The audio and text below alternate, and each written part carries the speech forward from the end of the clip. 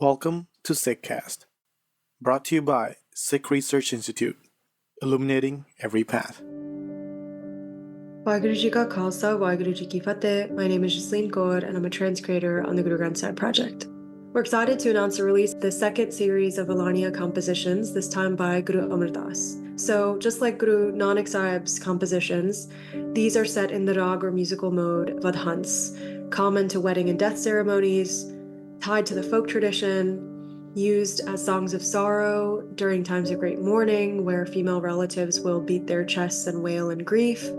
And Guru Amar Das uses this common experience of kind of worldly loss, worldly separation between loved ones to guide us towards a deeper understanding of how we get through that most painful separation, which is separation from IkOankar, from the One. So some of the sort of themes that are explored in this series of compositions is how do we practice acceptance? How do we go and ask for guidance? Where do we go and ask for guidance? How do we cultivate a relationship with that beloved, with the One, with a spouse who is ever present, and get out of our kind of forgetfulness that causes us to be unable to feel that presence?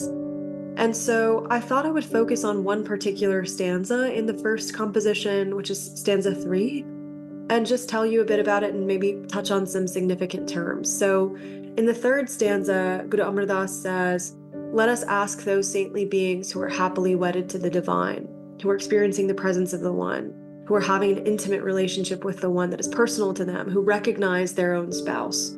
Let's ask them how we can have that relationship too, right? Like we don't have to do this alone." And I think the thing that's really beautiful throughout these stanzas is that there's always a possessive in front of the husband. Even when we're talking about being separated, our relationship with IkOankar is one where we have ownership coming both ways. So it's not just that IkOankar is the owner, it's also that like we have a stake in this relationship, and even if we feel separated, like that's our spouse, which I think is really beautiful. But that's just a little bit of a tangent. So also the Guru says, how do we go to these people for advice? Who even are the saintly beings? These are not people who are classically religious or saintly in the way we might think, right? Like displaying piety, displaying reverence through external garb, through particular rituals and austerities and disciplines. These are the saintly beings who are wisdom-oriented, who have cultivated a relationship with the One, whose relationship with the One is apparent to other people because they have changed their way of thinking and speaking and acting in the world, right? So we go to those people and we ask them by renouncing the self, renouncing the ego, and serving. We come with humility and a willingness to be guided. And they show us that the eternal spouse, IkOankar, is met through the wisdom, through a relationship with Shabad, through deep love and devotion, and that all of this happens naturally and habitually through this service and through this letting go. So 2 lines that have really stuck out to me because they have really significant terms that we've talked about before are as follows. So, "Pir sacha mile aaye, sach kamaye, sach sabad dhan rati, kade na rand, sada suhagan, antar sahaj samadhi." As always, excuse my pronunciation, but the Guru says when this happens, the eternal spouse comes and meets the One who earns the truth, who through the Shabad, through the wisdom, remains imbued with the truth, saturated in it, drenched in it. And we talk a little bit in other parts of the commentary that this kind of saturating is not something that happens in one fell swoop. It's like the way that a blade of grass gets saturated overnight in dew. It actually is much more drenched in that dew than if you were to just like drop a blade of grass in water and just kind of plunge it in there, right? It's like drenched from the inside out. And to earn truth is to live in service of the One, to deal only in truth, to accumulate only truth. And when that's our lifestyle, we never become a widow. And so this play on like the worldly kind of paradigm and the sort of trans-worldly paradigm is really important. We become eternally sahagans, eternally happily married women, eternally the fortunate and connected seekers. And so that paradigm the Guru is invoking of human brides and the divine groom and widows and sahagans is all being reframed. We're asked to kind of zoom out and widen our perspective. The foundations of the worldly relationships as we understand them are being shaken and replaced with an understanding of something much more transcendent, of a relationship that transcends our worldly anxieties and temporariness. So it's worth reminding everyone that in the cultural context of that time, a woman's worth like exclusively tied to her father or to her spouse. And if her husband was to leave her or was to die, her status would diminish, right?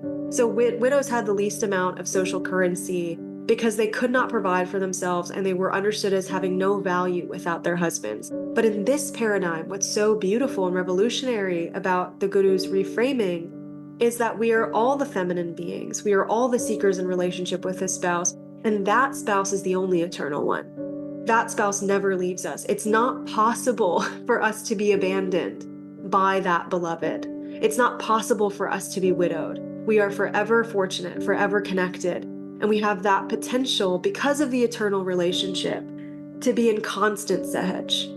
So sahaj refers to this state of divine love and awareness that is beyond the influence of worldly attachment. And when a seeker continuously and consistently follows the guidance of the wisdom, implements the teachings of the wisdom in life, when the seeker is constantly in relationship with the one, devotedly engaging in remembrance and praise and identification, that state of being is reached and it becomes permanently etched in our consciousness. This is a perpetual state of divine love and awareness. And so we're able to transcend all of that worldly paradigm and the anxiety that it brings to see that the most important relationship that we have with the most important spouse is steady and eternal. And that's such a gift. It's so hopeful. And the Guru says, like, in this state of Saj, the seeker feels that constant presence, feels that the one is always permeating within them. And we too can witness that. We too can enjoy that color of love naturally. We too can be drenched in devotion. And we do this by experiencing, recognizing, and acknowledging those saintly beings, those wisdom-oriented people, the truth exemplars who live in the truth. And by having a relationship with them, by seeking their guidance. We do this through service, through deep devotion, through the wisdom. We do this through letting go of our own egos. And that's how we become truly happily married, truly fortunate seekers. And so the question for us becomes like whether we will seek that guidance, whether we will renounce the self and serve and earn the truth, whether we will become imbued in that slow and beautiful and lasting way, drenched in a way that is slow and powerful and sort of irreversible. So all that being said, I guess the question I'm asking myself is whether I've even thought that I can ask those wisdom-oriented ones, whether I found them and whether I feel like I can ask them, whether I feel ready to be softened to that guidance, whether I can humbly submit or whether I still need a little bit of sort of tenderizing of my own ego. I hope you spend some time with these compositions. I find them both hopeful and stark because a lot of what is said is quite simple, but it can read really in a really uncomfortable way for us because these are the things that we know to be true and that we stubbornly dismiss or ignore. So I urge you to have a relationship with these compositions that isn't one of like, oh, these are condemning me or these are harsh, and to understand that like we're reading those things in because we kind of know on some level the things that the Guru is saying to us. As always, there's footnotes, there's the transcreation and translations, there's the commentary, the word meanings. Spend some time and see what it looks like for you to really seek connection with the one, to really understand your own feelings of separation with your own spouse. Waheguru Ji Ka Khalsa, Waheguru Ji Ki Fateh.